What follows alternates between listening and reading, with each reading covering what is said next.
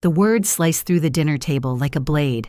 "Lydia, when we move into your duplex, I want the master bedroom renovated.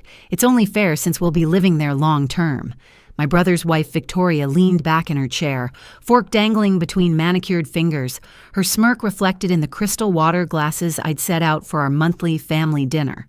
My knuckles whitened around my own fork as I watched my parents nod in agreement, the way they always did when Nathan got what he wanted. The chandelier light suddenly seemed too bright, the dining room too small, as if the walls of my own home were closing in on me. "The west-facing windows would make a perfect nursery," Victoria continued, patting her still flat stomach. "We'll need to replace those hideous curtains, of course." My name is Lydia. I'm 34 and a property developer. This is the story of how I reclaimed not just my home, but my entire family legacy. I'd spent 5 years building my life brick by brick while they'd dismissed me as the family disappointment. The duplex they were so casually claiming had cost me everything. 3 jobs worked simultaneously, meals skipped, vacations abandoned. Every mortgage payment represented another night I'd fallen asleep at my computer, another client call taken during what should have been my lunch break. My father leaned back, wine glass in hand, his expression smugly satisfied. "Your brother has a family now, Lydia. He needs stability." His emphasis on family landed like a slap. "And you? Well, you'll figure it out. You always do." My mother reached across to pat my hand, her diamond tennis bracelet catching the light. "Be grateful you can help your brother. It's not like you're doing much with the place anyway, living there all alone." The dining room suddenly felt unbearably hot. A high-pitched ringing filled my ears as 20 years of being the family afterthought crystallized into perfect clarity. They had always seen me as disposable, the extra daughter whose achievements went unnoticed, whose sacrifices were expected, whose properties could be claimed on a whim. What they didn't know was that while they'd been pitying me, I'd been building an empire in silence. I'd watched this scene play out 100 times. Nathan wanting something of mine, my parents enabling him, me expected to smile and surrender, but not tonight. Tonight, everything would change. "When were you planning to move in?" I asked, my voice steadier than I expected. Victoria beamed, mistaking my question for acceptance. "We've already started packing. The movers are scheduled for next weekend." I nodded slowly, set down my napkin, and reached for my purse hanging on the back of my chair. The leather was cool against my fingers as I extracted a cream-colored envelope. "Well then," I said, sliding it across the polished mahogany toward my brother, "you should probably see this before you call the movers." Nathan reached for it with his typical entitlement, not even bothering to set down his wine glass. The envelope seal made a satisfying tear as he ripped it open one-handed. His expression shifted from smugness to confusion to disbelief in the space of 3 seconds. The wine glass froze halfway to his lips, then lowered slowly back to the table without taking a sip. "What do you mean it's not yours anymore?" he finally managed, his voice suddenly thin. My mother's fork clattered against fine china. "What is he talking about, Lydia? Explain this nonsense right now." I leaned back in my chair, my heartbeat surprisingly calm. "That duplex doesn't belong to me anymore. It belongs to my company, and my company doesn't do free rentals." Victoria snatched the paper from Nathan's trembling hands, her acrylic nails scraping against the premium stationery. Her lips moved as she read aloud. "Signed over under property trust controlled by—" She froze, eyes widening. "Controlled by Lydia Holdings." "Lydia Holdings?" My father scoffed, but I caught the flicker of uncertainty in his eyes. "Don't make me laugh. You don't have the brains or money to run anything with holdings in the name." The dining room fell silent except for the gentle ticking of the grandfather clock in the corner.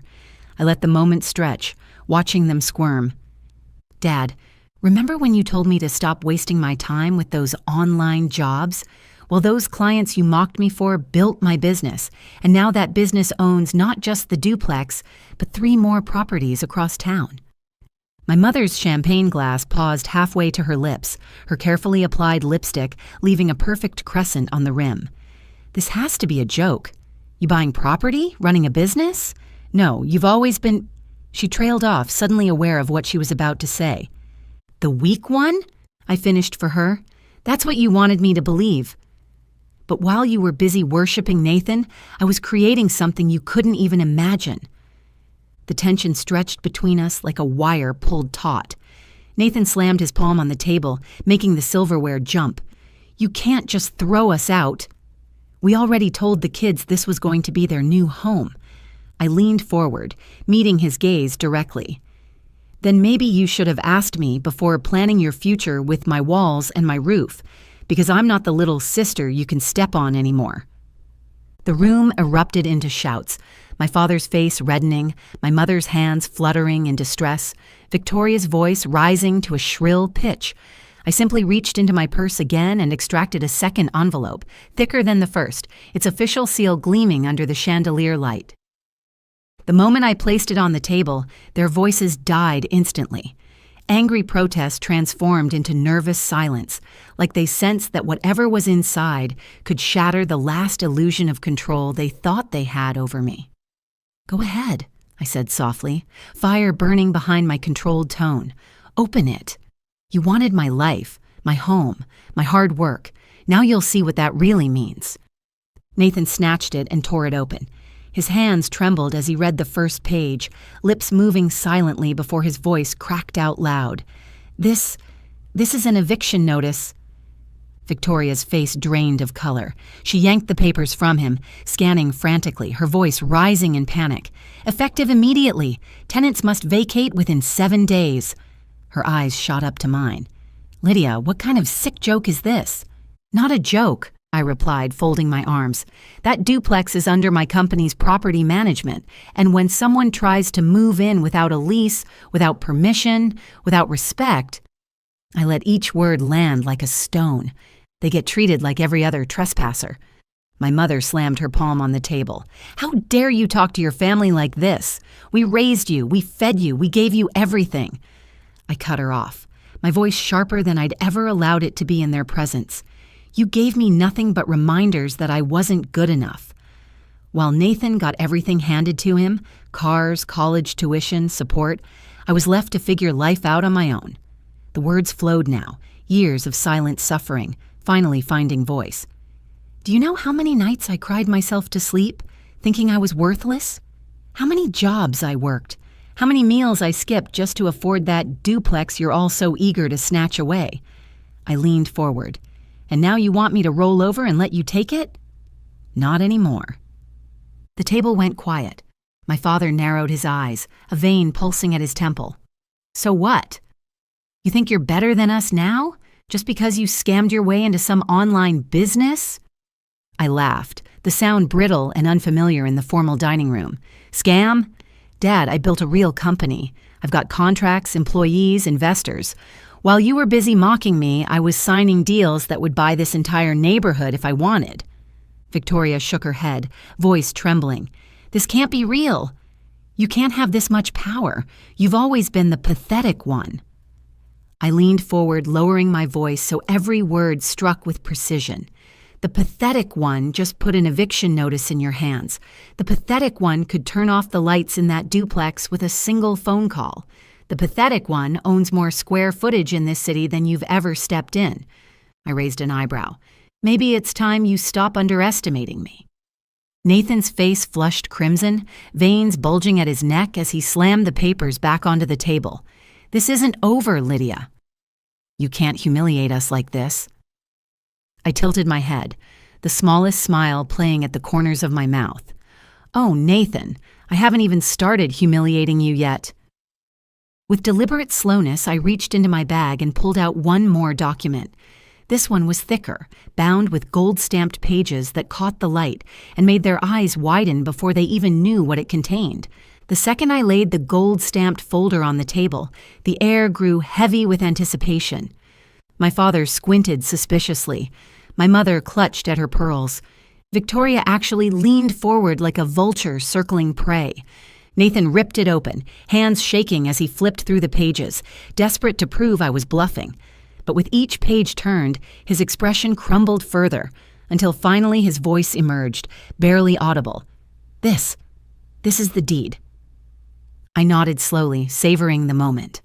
Not just the deed to the duplex. That's child's play. What you're holding is the portfolio transfer. Every property I've purchased, every contract I've secured, all listed there. Duplex, condos, rental houses, dozens of them, all in my name, all under Lydia Holdings. My mother's gasp echoed against the vaulted ceiling. Dozens? You can't possibly afford that. I kept my voice steady, almost conversational. Remember when you laughed at me for working those late-night freelance gigs, when you told me my computer nonsense would never pay off? The memory of their mockery fueled my confidence. Well, those contracts turned into partnerships. Those partnerships turned into investments, and those investments turned into millions. I let that word hang in the air. Silent millions. While you were busy praising Nathan, I was buying up this city. The room fell into stunned silence, broken only by Victoria whispering under her breath, "Millions." I looked directly at Nathan, voice sharp as a blade. "So the next time you think about moving into one of my properties for free, remember this.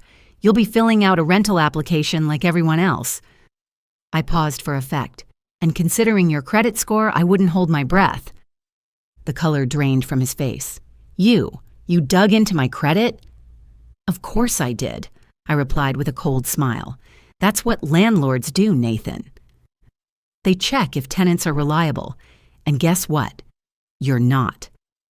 I glanced at the financial reports I'd had my team compile last month when Nathan first started hinting about needing a place to stay.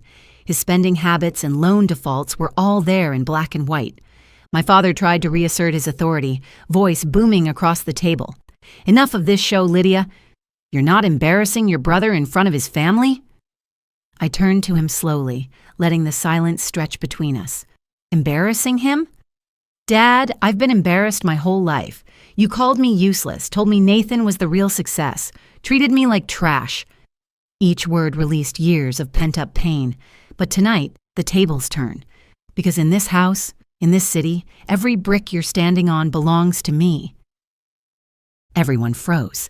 My mother covered her mouth with a trembling hand. Victoria's eyes welled with tears, and my father looked as though he'd been physically struck. Nathan, shaking with rage, grabbed the portfolio and hurled it back at me. "You'll regret this, Lydia.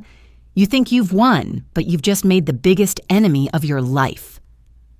I caught the folder mid-air and stood tall, my gaze locked on his. "No, Nathan. I didn't just win. I took back every piece of respect you all stole from me." I smiled, the final piece of my plan ready to be revealed. And the best part? I haven't even shared the biggest surprise yet. His words still echoed in the dining room, but I didn't flinch. Instead, I stood taller, clutching the folder like a shield. "You think I've played my last card?" "No, Nathan." I tapped the folder gently. "This was just the warm-up." All eyes followed as I reached back into my bag and pulled out one final envelope, sleek black, sealed with a golden strip that caught the light. My father scoffed, but his voice lacked conviction. "Another one of your dramatic tricks. Enough already, Lydia. We've humored your little game long enough." I laid the envelope flat on the table, slid it toward the center, and leaned in. "Open it if you dare." This time, my mother snatched it up, tearing it open with trembling fingers. Her eyes darted across the paper, and within seconds, all color drained from her face. Her lips quivered as she dropped the document as if it had scorched her fingers. Victoria lunged for the papers, voice shaking as she read. "No, this says Lydia Holdings acquired Dad's company." The room froze in collective shock. My father jumped up, face flushed with anger and disbelief. "Impossible! That company's been in our family for generations." I met his gaze unflinchingly. "Correction. It was, until you defaulted on that loan. The shares were sold, and I bought them piece by piece. While you laughed at me, I became the owner." I'd tracked those shares for months, working with my finance team to acquire them through various holding companies whenever they appeared on the market. Dad never noticed my name on the acquisition paperwork. Gasps filled the room. My mother whispered, "This can't be real." Nathan slammed his fist on the table hard enough to crack a plate. "You ruined us." I leaned close, my voice calm but cutting. "No, Nathan. You ruined yourselves. I just stopped letting you ruin me." I gathered the contracts, stood tall, and smiled coldly. You thought I was weak, but tonight you learned the cost of underestimating me. I tucked the documents back into my purse. Enjoy your dinner. It's the last meal you'll ever eat at a table that doesn't belong to me. And with that, I walked away, heels clicking rhythmically on the hardwood floors. No longer the forgotten daughter, no longer the underdog. I was Lydia, the woman who rose in silence and came back to own everything they tried to steal. 6 months later, my father's company was fully restructured under my leadership. Nathan and Victoria had moved into a rental across town. No surprise, their application for one of my properties had been denied. My parents eventually apologized, though the relationship remained strained. As for me, I expanded Lydia Holdings into 3 more states, finally living on my own terms.